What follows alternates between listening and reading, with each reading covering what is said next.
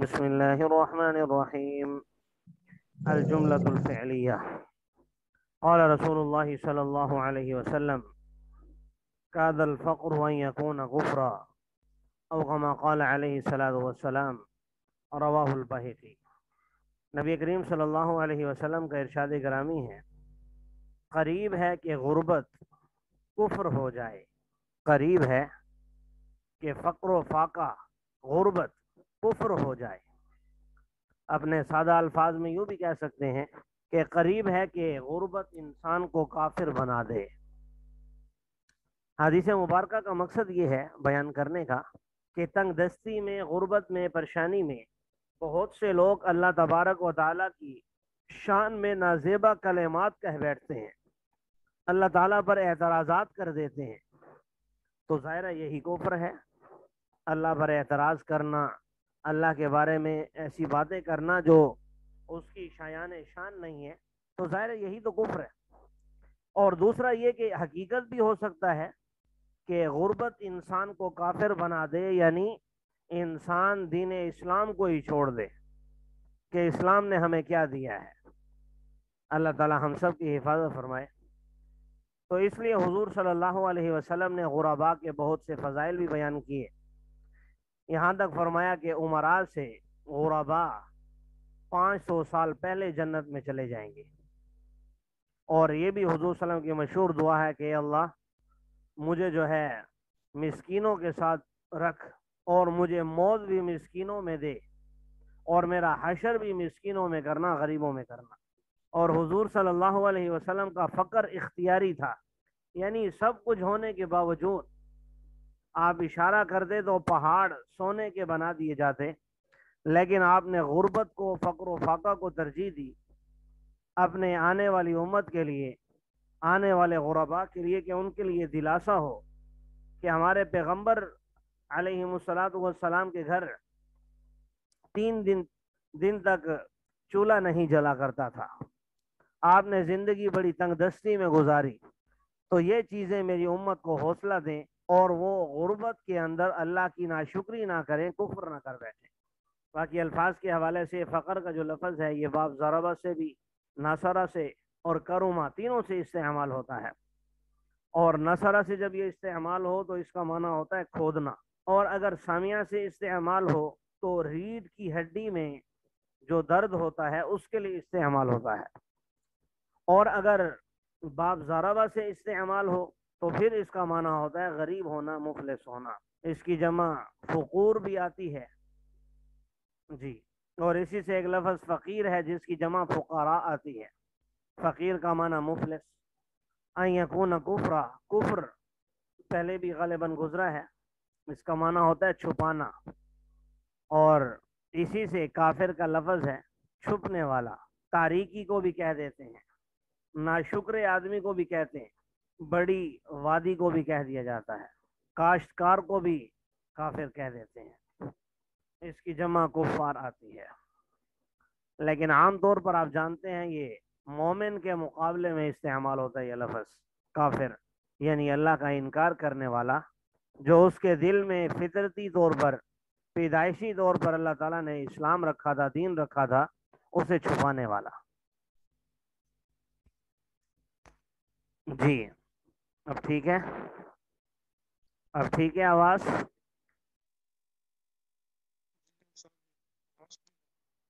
جی انیس رحمان صاحب آپ کی آواز بھی نہیں آ رہی۔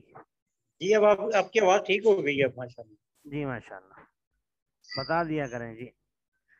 باقی ترکیب کے حوالے سے آپ جانتے ہیں قادہ افعال ناقصہ میں سے ہے، اور افعال ناقصہ اسم اور خبر کا تقاضا کرتے ہیں، تو فقر قادہ کا اسم ہو جائے گا، ان یکون کفرا بطویل مصدر ہو کر خبر ہو جائے گی، اسم اور خبر مل کر جملہ فعلیہ خبریہ ہو جائیں گے۔ جو افعال ناقصہ ہوتے ہیں ان کے لیے آپ جملہ فعلیہ بھی کہہ سکتے ہیں، جملہ اسمیہ بھی کہہ سکتے ہیں افعال ناقصہ کے لیے، لیکن چونکہ یہاں پر باقاعدہ الجملۃ الفعلیہ کا عنوان قائم ہے تو جملہ فعلیہ کہنا زیادہ بہتر ہے۔ قال رسول اللہ صلی اللہ علیہ وسلم یبعث کل عبد علی ما مات علیہ، او کما قال علیہ الصلوۃ والسلام، رواہ مسلم۔ نبی کریم صلی اللہ علیہ وسلم کا ارشاد گرامی ہے کہ ہر بندہ اسی حالت میں اٹھایا جائے گا قیامت کے دن جس حالت میں وہ مرے گا۔ مقصد یہ ہے کہ انسان کو ہر وقت ہوشیار رہنا چاہیے اور اپنے آپ کو اچھے کاموں میں، نیک کاموں میں مصروف رکھنا چاہیے، گناہوں سے، اللہ کی نافرمانیوں سے، بے حیائی کے کاموں سے بچتے رہنا چاہیے، کیونکہ کس وقت موت آپ کا دروازہ کٹکھٹا دے اس کی آپ کو خبر نہیں ہے۔ تو اس لیے سنبھل کر رہنا چاہیے کہ جب موت آئے تو ایسی حالت میں آئے کہ آپ اچھی حالت میں ہوں۔ اور اسی طرح یہاں پر جیسا کہ نیچے انہوں نے لکھا من دینی ہی و نیتی ہی، تو اس میں یہ بھی کہہ سکتے ہیں کہ جو مسلمان ہونے کی حالت میں مرے گا وہ کل مسلمان ہونے کی حالت میں اٹھایا جائے گا، اور جو کفر کی حالت میں مرے گا وہ کفر کی حالت میں اٹھایا جائے گا، جو شرک کی حالت میں مرے گا شرک کی حالت میں اٹھایا جائے گا۔ یقیناً یہ چیزیں بھی اس میں شامل ہیں۔ باقی یبعثو کا لفظ باب فتح سے مضارع مجہول کا صیغہ ہے، اٹھانا، دوبارہ زندہ کرنا، تنہا بھیجنا، اسی سے باعثن کا لفظ آتا ہے، سبب کو کہتے ہیں، جمع بواعث۔ جی باقی الفاظ گزر چکے ہیں پیچھے۔ ترکیب کے حوالے سے یبعث فعل، کل عبد مضاف مضاف الیہ ہو کر نائب فاعل، اعلی حرف جار، ما اس میں موصول، ما علیہ صلہ، موصول صلہ مل کر مجرور، جار مجرور مل کر یبعث سے متعلق ہو جائیں گے، فعل اپنے نائب فاعل اور جار مجرور سے مل کر جملہ فعلیہ خبریہ ہو جائے گا۔ حضرت یہ جو ہے کہ سوال کر لوں جی جی کر لیجئے۔ کہ قیامت کے دن ہر بندے کو سال میں اٹھایا جائے گا جس سال میں وہ مرا تھا، تو جی اگر جی کوئی مسجد میں سجدے کی حالت میں مرا تو قیامت کے دن سجدے کی حالت میں اٹھے گا، جی سجدے کی حالت میں اٹھے گا۔ تو وہ سجدہ کہاں دے رہا ہوگا، مسجد میں یا قبر میں؟ وہ تو اب اللہ ہی جانے کہاں دے رہا ہوگا۔ تو کوئی اگر ہسپتال میں بستر پہ مرتا ہے، ہسپتال کے بستر پہ، اب تو ایسا وہ تو وہاں نہیں ہے نا، ایسا تو نہیں ہے کہ اس دن ہسپتال باقاعدہ قائم کریں گے اللہ آئے تعالیٰ کی طاقت سے، یعنی باہر تو نہیں ہے لیکن ایسا ممکن، بظاہر ایسا مراد نہیں ہے یہاں پر، بات سمجھ اچھا رہے ہیں۔ جی مقصود یہ ہے کہ جو اچھی حالت میں مرے گا اچھی حالت میں اٹھایا جائے گا، جو بری حالت اچھا میں مرے گا وہ بری حالت میں اٹھایا جائے گا، اچھا بات سمجھ رہے ہیں۔ اچھا اب ایک جی آدمی ٹی وی پر ڈرامے دیکھ رہا ہے، فلمیں دیکھ رہا ہے، ریموٹ اس کے ہاتھ میں ہے، چینل بدلتے بدلتے اس کی روح پرواز کر جاتی ہے، جی جی ایسے حادثات ہوئے ہیں، ہم نے دیکھے ہیں اچھا جی اور سننے میں آئے ہیں۔ تو اچھا اس جی کا جو ہے چینل تبدیل کرتے ہوئے اس کا اپنا جہان تبدیل ہو گیا۔ جی جی تو اب ظاہر ہے یہ مقصد نہیں ہے کہ اسی حالت میں اٹھانے کا کہ ٹی وی لگی ہوئی ہوگی، اس کے ہاتھ میں ریموٹ ہوگا، ہاں بات سمجھ رہے ہیں۔ مقصد یہ ہے کہ ہاں، بری حالت میں مرا ہے تو بری حالت میں ہی اٹھایا جائے گا۔ اچھا جو شراب پی کر مرا تو شراب ظاہر ہے وہ بری اچھا حالت ہے۔ اسی طرح حضرت حمزہ رضی اللہ تعالیٰ عنہ جو سید الشہداء ہیں، جی جن کو شہید کرنے کے بعد جن کا موصلہ کر دیا گیا تھا، جی جی ان کے جسم کے ٹکڑے ٹکڑے کر دیے گئے تھے آپ ادا صلی اللہ کاٹ علیہ دیے گئے وسلم کے، جی بہت پیارے چچا تھے۔ تو آپ نے فرمایا جی کہ جی میرا دل یہ چاہتا ہے ہاں، کہ میں ان کو ایسی چھوڑ دوں اچھا جی اور پھر پرندے ان کو کھا لیں اور قیامت کے دن میرے چچا کا حشر پرندوں کے پیٹ سے ہو، سبحان اللہ لیکن مجھے اپنی پھوپھی کا یعنی ان کی بہن کا خیال آ جاتا ہے کہ وہ اسے برداشت نہیں کر پائیں گی، چنانچہ آپ نے پھر ان پر ان کو دفنانے کا حکم دیا۔ اچھا باقی حقیقت حال اللہ تبارک و تعالیٰ ہی بہتر جانتے ہیں، بس صحیح اللہ تعالیٰ سے یہ دعا ضرور ہے کہ اللہ تعالیٰ ہمیں خاتمہ بالخیر عطا فرمائے۔ جی فاطمہ بالخیر کی کیا نشانی ہے یا اس کی ریکوائرمنٹ؟ بس اس کی نشانی یہی ہے کہ اگر آپ اچھے اعمال کر رہے ہیں تو جی امید ہے کہ خاتمہ بالخیر ہی ہوگا، اچھا جی کیونکہ حضور صلی اللہ علیہ وسلم نے فرمایا کہ جو آدمی جہنم کے لیے پیدا کیا گیا ہے تو ہاں وہ جی زندگی میں اعمال بھی جہنمیوں والے کرتا ہے، اچھا جی اور جو جنت کے لیے پیدا کیا گیا ہے تو وہ اعمال بھی اہل جنت والے کرتا ہے۔ ہاں جی ہر انسان کو، ہر انسان کے لیے وہ عمل آسان کر دیا گیا ہے ہاں جس جی کے لیے وہ پیدا کیا گیا ہے۔ یہ بھی حدیث ہے جی حدیث مبارکہ ہے یہ، ہاں بات سمجھ رہے ہیں۔ جی تو انما الاعمال خواتین عمل جی جی، کہ وہ بھی ایک حقیقت ہے، وہ بھی ایک حقیقت ہے، اس میں کوئی شک و شبہ نہیں. اچھا جی، لیکن یہ بات آپ یاد رکھیے نا کہ اس حدیث کی وجہ سے کوئی انسان برے کاموں میں نہ پڑ جائے کہ بھائی اصل مدار خاتمے پر ہے. جیسے جی ہماری نوجوان نسل اگر نماز کے لیے کہو، قرآن کے لیے کہو، تبلیغ کے لیے کہو، تو وہ کہتے ہیں کہ قاری صاحب بڑھاپے میں ہم داڑھی رکھ لیں گے، بڑھاپے ہاں میں جی ہاں ہم جی مسجد میں آ جائیں گے. کیا بھائی اچھا انما اچھا الاعمال بالخواتیم. تو یہ اس حدیث کے اندر پھر تحریف ہے. یہ اس حدیث جی کا معنی اس نے غلط سمجھا ہے جو یہ سوچ رہا ہے کہ اعمال کا دار و مدار خاتمے پر ہے، لہذا پوری زندگی میں جو مرضی کرتا رہوں، خاتمہ بس اچھا ہونا چاہیے. تو بات اچھا یہ اچھا ہے کہ آپ کو کیا پتا کہ آپ کا خاتمہ کب ہے. ہاں جی لازمی تو نہیں نا کہ بڑھاپے میں ہی آپ مریں گے، ہاں جی یہ بھی تو ہو سکتا ہے جوانی میں ہی لڑک جائیں. ہاں جی دوسری بات یہ بھی ہے کہ جو انسان جوانی کے اندر گناہوں سے نہیں بچتا، یاد رکھیے اس کے لیے بڑھاپے میں بچنا پھر ممکن نہیں ہوتا. اچھا بڑھاپے میں بچنا ظاہر ہے، اوکے جوانی میں آپ مضبوط ہیں، آپ کے گناہ کم ہیں، آپ کا شیطان کمزور ہے. اور بڑھاپے جی میں جا کر آپ کمزور ہیں، آپ کے گناہ بھی زیادہ ہیں، اور آپ کا شیطان بہت مضبوط ہو چکا ہے. اچھا تو جی اسی وہ لیے کیوں اس ہوتا ہے وقت شیطان کا مقابلہ کرنا بظاہر جی مشکل ہے. بات سمجھ وہ رہے کیوں ہیں؟ مضبوط ہوتا ہے بڑھاپے بھائی جیسے جیسے انسان گناہ کرتا ہے تو اس کا ہاں ہاں شیطان موٹا ہو جاتا ہے نا. اچھا وہ ہاں وہ طاقتور ہو جاتا ہے، یہی اس کی خوراک ہے. اس کو اور اس کو نیکیاں جو کمزور ہیں، جو ہماری نیکیاں ہیں، وہ ہماری روح کی غذا ہیں. اس کو کمزور کرنے کا کیا طریقہ ہے شیطان کو بس نیک اعمال ہیں اور کوئی نہیں. اس لیے مثلا شاعر نے کہا کہ ہمارا نفس امارہ کو جوانی میں جواں بن کر، بھلا اچھا جی کیا تیر مارو گے بڑھاپے میں کماں بن کر. اچھا اللہ تعالی ہمیں نیک اعمال کرنے کی توفیق عطا فرمائے. آگے چلیں. آمین ہاں اور کسی کا کوئی سوال تو نہیں ہے؟ جی بھائی، اور کسی جی نہیں ساتھی؟ ہوتا جی. جی. قال رسول اللہ صلی اللہ علیہ وسلم کفا بالمرء کذبا ان يحدث بكل ما سمع او كما قال علیہ الصلوۃ والسلام، رواہ مسلم. نبی کریم صلی اللہ علیہ وسلم نے ارشاد فرمایا، آدمی کے جھوٹا ہونے کے لیے کافی ہے کہ وہ بیان کر دے ہر اس چیز کو جو اس نے سنی ہے.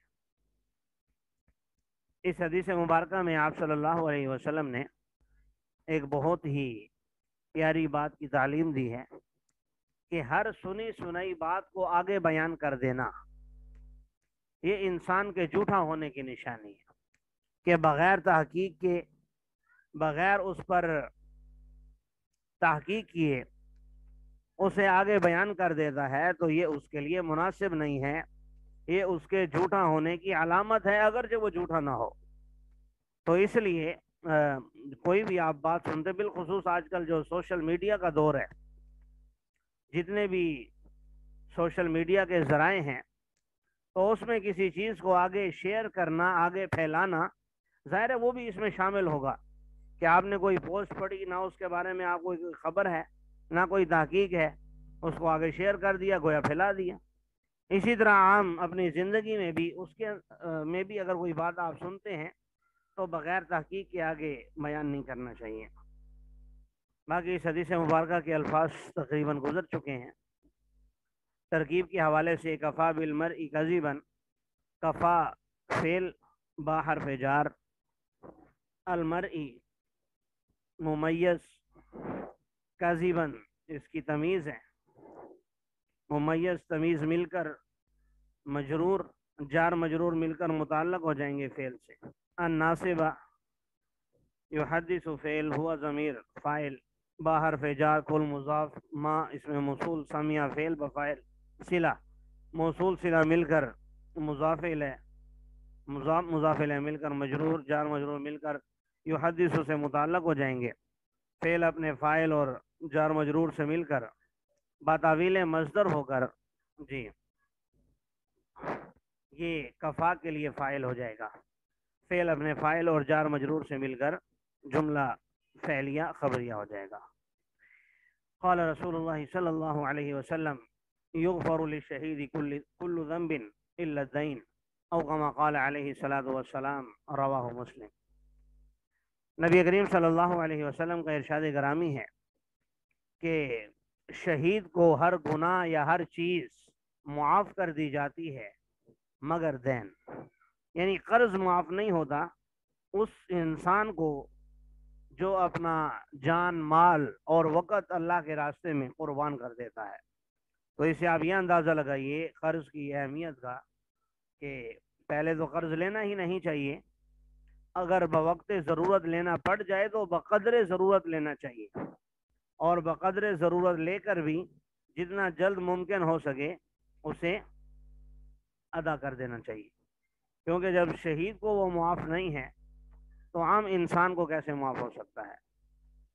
جی، یغفر باب ضربہ سے مضارع مجہول کا صیغہ ہے، معاف کرنا۔ شہید کا معنی حاضر بھی ہے، گواہی دینے میں امانت دار ہونا بھی ہے، جس کے علم سے کوئی چیز پوشیدہ نہ ہو اس کو بھی کہہ دیتے ہیں، اور اللہ کے راستے میں قتل ہونے والے کو بھی شہید کہا جاتا ہے۔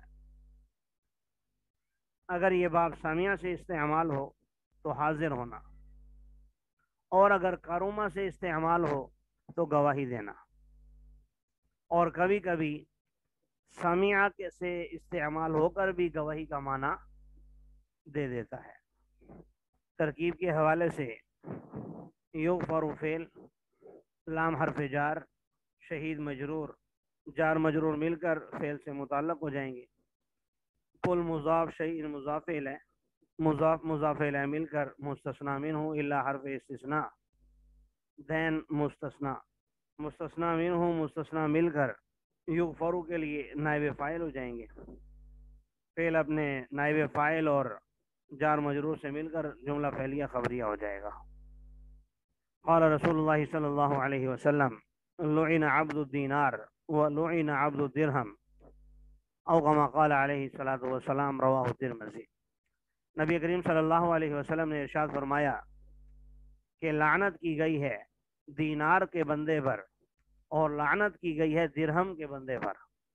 مقصد یہ ہے کہ جو انسان اپنا جینے کا مقصد، زندگی کا مقصد ہی پیسے کو بنا لے، ہر وقت پیسوں کے پیچھے لگا ہوا ہے، اور پیسے کے حصول میں، دراہم و دنانیر کے حصول میں وہ اچھائی اور برائی کی تمیز اس نے ختم کر دی ہے، حلال اور حرام کو وہ نہیں دیکھتا، بس پیسہ آنا چاہیے جیسے بھی آ رہا ہے۔ تو ایسے انسان پر آپ صلی اللہ علیہ وسلم نے لعنت فرمائی ہے۔ باقی ترکیب کے حوالے سے آسان ہے، آپ سمجھ رہے ہیں بھائی؟ کوئی جواب دیں، مشکل تو نہیں ہے؟ آواز نہیں آ رہی آپ حضرات کو؟ استاد جی صحیح ہے، آسان ہے، مشکل نہیں۔ کیا بات ہے ساتھی، اتنا لیٹ کیوں جواب دیتے ہیں؟ کہیں مصروف ہوتے ہیں؟ استاد جی ریکارڈنگ ہو رہی ہوتی ہے نا، اس لیے ہم زیادہ بولتے نہیں ہیں ریکارڈنگ۔ نہیں نہیں، کوئی ایسی بات نہیں، جب سوال کیا جائے اس کا جواب تو دینا چاہیے، ریکارڈنگ کا کیا ہے؟ یہ تو ضروری ہے، جب استاد سوال کرے پھر جواب دینا چاہیے، یہ بات خلاف ادب آ جاتی ہے پھر۔ جی بہتر۔ چلیں ٹھیک ہے، ٹائم مکمل ہو گیا ہے۔